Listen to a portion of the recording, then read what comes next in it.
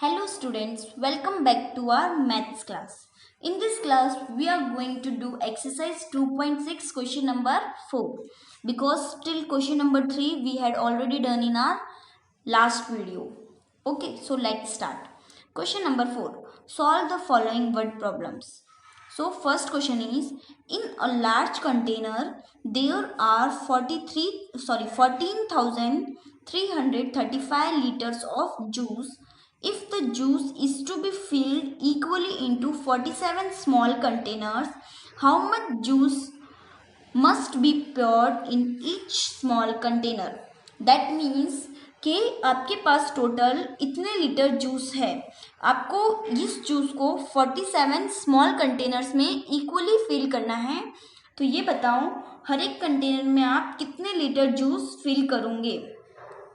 तो मैंने आपको ये चीज़ पहले भी समझाई है कि जब भी आपको ज़्यादा का पता हो, एक का अमाउंट फाइंड करना है तो क्या करेंगे, डिवाइड। ओके, तो सबसे पहले वर्ड प्रॉब्लम्स हमेशा लैंग्वेज के साथ में लिखोगे। तो कैसे करोगे, सबसे पहले 14,335 क्या दे रखा है आपको, total capacity of large container दे रखी है। तो लिखेंगे capacity of the large container। Large container की कैपेसिटी कितनी है, 14,335 लीटर। ओके, आपको पास टोटल स्मॉल कंटेनर्स कितने हैं, 47। तो लिखना नंबर्स ऑफ स्मॉल कंटेनर। कितने हैं स्मॉल कंटेनर, 47। अब आपको क्या करना है, quantity of juice in small container. आपको हर एक में कितना आ रहा है वो निकालना है। तो लिखना quantity of juice in each small container.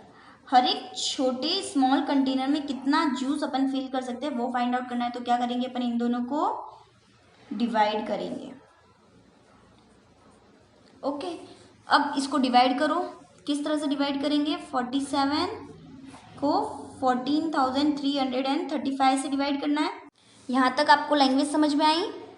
अब इन दोनों को क्या करना है, डिवाइड करना है।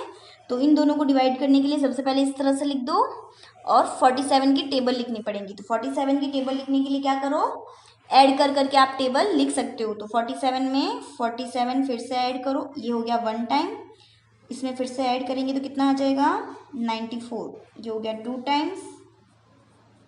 पहले फटाफट ऐड करके अपन टेबल लिख देते हैं। Okay, 3 time,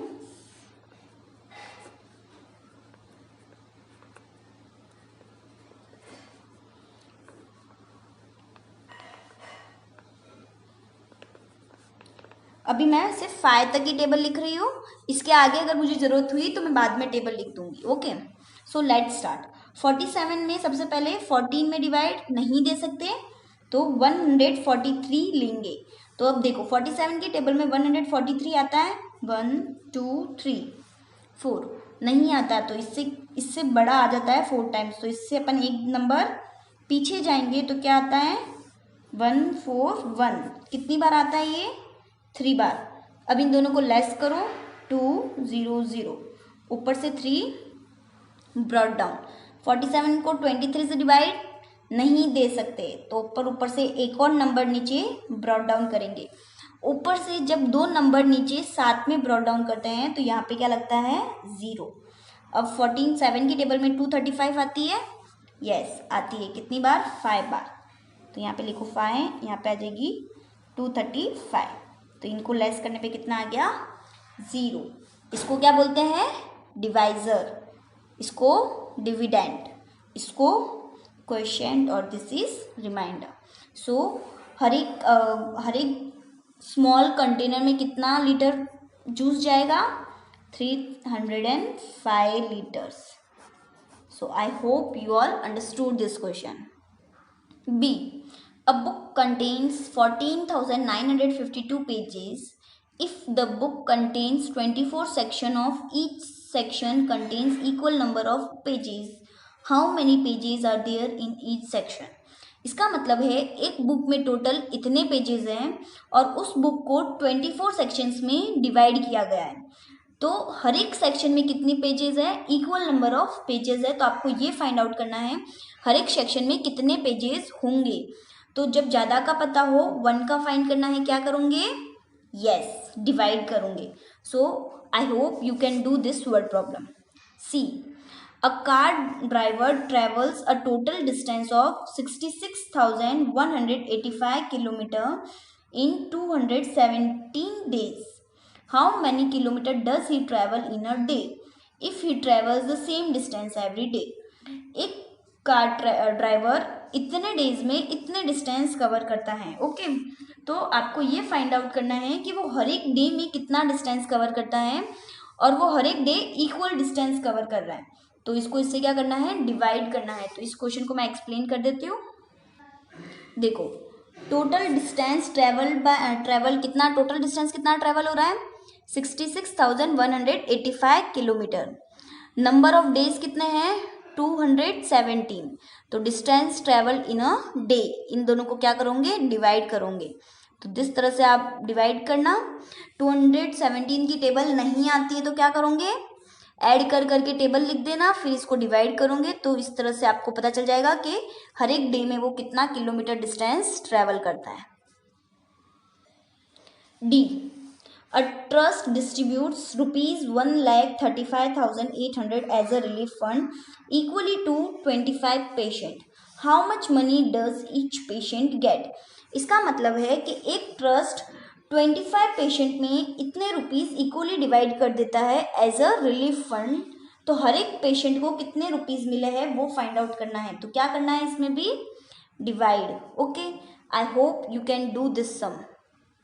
okay, let's start with our exercise 2.7. Solve the following word problem. First, a wholesale shop sold 1,215 packets of spoon. There were 26 spoons in one packet.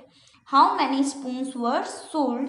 If these spoons were sold for 3 rupees per spoon, how much money was collected from the sale of spoons? सबसे पहले इस question को समझो कि ये question बोलना क्या चाह रहा है। ये क्वेश्चन बोल रहा है कि एक होलसेलर शॉप के पास इतने पैकेट स्पून के हैं, हर एक पैकेट में 26 स्पून्स आती है। हर एक पैकेट में पता है कितनी स्पून्स है, 26। तो उसने पूछा है कि टोटल नंबर ऑफ स्पून्स कितनी उसने सेल की वो फाइंड आउट करनी है। ओके, और फिर उसकी सेलिंग अमाउंट भी फाइंड आउट करनी है। जब हर एक स्पून 3 रुपीज़ से सेल करता है तो उसको टोटल कितना अमाउंट कलेक्ट किया वो भी फाइंड आउट करना है। तो इस क्वेश्चन को किस तरह से करोगे, जस्ट हैव अ लुक। सबसे पहले नंबर ऑफ पैकेट्स कितने हैं, 1215।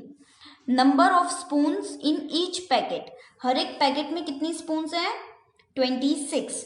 तो नंबर ऑफ स्पून्स सोल्ड, हर एक कितनी स्पून्स उसने सोल्ड किए वो फाइंड आउट करना है। एक का पता है, ज़्यादा का फाइंड करना है, तो क्या करेंगे, मल्टीप्लाई। तो इन दोनों को आप मल्टीप्लाई करोगे, इन दोनों को मल्टीप्लाई करने पे आपको टोटल नंबर ऑफ स्पून्स मिल जाएगा। कितना आया, 31,590।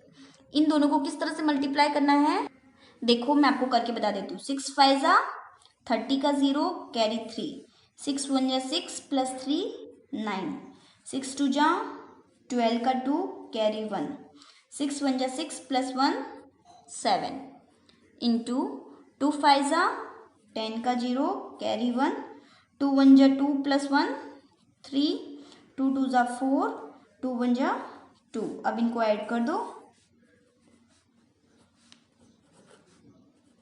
कितना आ गया, 31,590। तो ये मैं पहले ही बता चुकी हूँ, यहाँ पे आ गया 31,590 स्पून्स। ये क्या है, नंबर ऑफ स्पून्स है। कॉस्ट ऑफ 1 स्पून, एक स्पून कितने में बेची इसने, 3 में।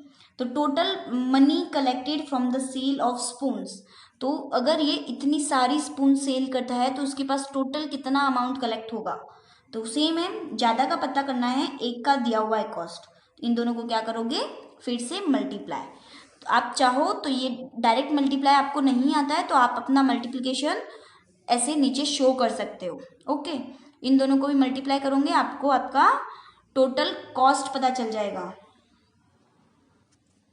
Second, there are 16 libraries in a town. The total number of books in all the libraries is this much. If one library has this much books and all other 15 libraries have equal number of books, how many books does each library have? इस question बोल रहा है कि एक town में total 16 libraries हैं और उन 16 लाइब्रेरीज में मिला के टोटल इतनी बुक्स हैं। ओके, उसमें से आपको एक लाइब्रेरी में कितनी बुक है वो बता दिया गया है। 16 लाइब्रेरी में टोटल इतनी थी, अब एक लाइब्रेरी का पता चल गया तो अपन को 15 लाइब्रेरीज में कितनी बुक होगी वो फाइंड आउट करना है। और इसने बोला है कि हर एक जो बच्चों की 15 लाइब्रेरी है उनमें हर एक में इक्वल नंबर ऑफ बुक्स है। तो सबसे पहले आप इन दोनों को लेस करोगे तो आपको आपकी 15 लाइब्रेरीज के लिए कितनी बुक्स बची वो पता चल जाएगा। और फिर ज़्यादा का पता है, एक का फाइंड करना है, मतलब 15 लाइब्रेरीज में कितनी बुक्स है वो पता है और हर एक का फाइंड करना है। तो क्या करोगे, उन दोनों को डिवाइड करोगे। देखो इस तरह से करना, total number of books in 16 libraries इतना है। Number of books in one library, एक लाइब्रेरी में कितना बुक है वो आपको दिया हुआ है। Total number of books in other 15 libraries, तो एक का ही दिया हुआ है, अपन को बाकी 15 का भी फाइंड करना है। तो इन दोनों को लेस करो, तो इन दोनों को लेस करोगे तो 15 लाइब्रेरीज में कितनी बुक्स होगी वो पता चल जाएगा। अब number of books in each library, आपको हर एक लाइब्रेरी में कितनी बुक है वो निकालना है। तो इसको और 15 को क्या करो, डिवाइड कर दो, क्योंकि हर एक लाइब्रेरी में इक्वल नंबर ऑफ बुक्स है। तो इन दोनों को डिवाइड करोगे तो आपको हर एक लाइब्रेरी में कितनी बुक्स है वो पता चल जाएगा। आई hope you understood this question. Question number 3, a total of this much children from 27 different schools participated in a sports event. If an equal number of students participated from each school, how many students from each school took part in the event? इसका मतलब है कि total इतने students 27 different school से एक sports event में participate करते हैं। तो आपको ये फाइंड आउट करना है कि हर एक स्कूल से कितने स्टूडेंट्स ने पार्टिसिपेट किया और हर एक स्कूल से equal number of students he participate कर रहे हैं।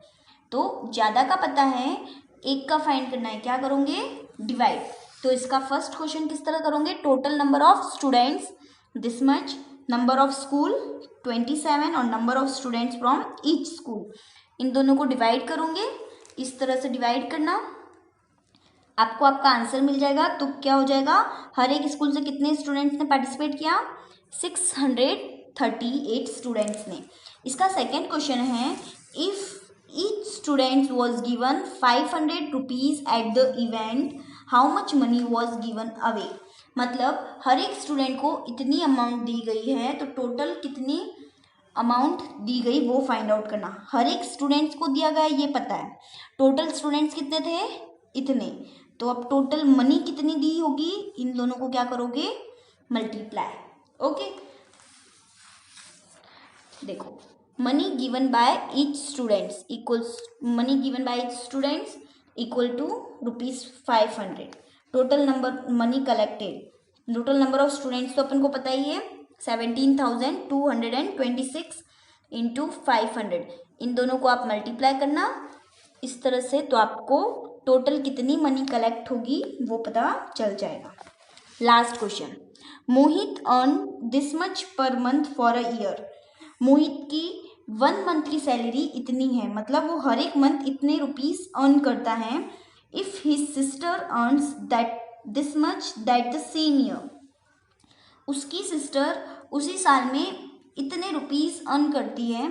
How much money did both of them earn together in that year. इसका जो ये अमाउंट दिया गया है वो ईयर का अमाउंट है, यहाँ पे मंथ नहीं बोला है, और इसका जो अमाउंट है वो पर मंथ का है। तो सबसे पहले इसकी पर ईयर की कितनी अर्निंग है वो फाइंड आउट करो। तो पर ईयर की इसकी अर्निंग फाइंड करनी है, तो 1 ईयर में कितने मंथ्स होते हैं, 12। तो सबसे पहले क्या करोगे, इसको 12 से मल्टीप्लाई करोगे। ठीक है। उसके बाद इसका जो आंसर आएगा और इसका आंसर आप दोनों को क्या करना है, ऐड करना है, तो टोटल अर्निंग पता चल जाएगी, क्योंकि इसने टोटल बोला है। तो इसको इस तरह से करना, Mohit earn per month for a year this much, Mohit earn in a year, एक ईयर में कितना अर्न करेगा, इन दोनों को क्या करोगे, मल्टीप्लाई। तो 1 ईयर में 12 मंथ्स होते हैं, इसीलिए इसको किससे मल्टीप्लाई किया है, 12 से। तो इन दोनों को 12 से मल्टीप्लाई किया, ये आंसर आ गया। ठीक है। उसकी सिस्टर कितना अर्न कर रही है वो अपन को दिया हुआ है, वो उधर मंथ लिखा हुआ नहीं है, इसीलिए ये मंथली नहीं होगा, ये ईयरली अमाउंट होगा। तो अब both of them earn together in that year, तो दोनों का टोटल अर्निंग निकालना है, तो इन दोनों को ऐड करो, तो इन दोनों का टोटल अर्निंग मिल जाएगा। आई hope you all understood exercise 2.7. That's all for today. If you find any query, you can clear it in our doubt class. Thank you.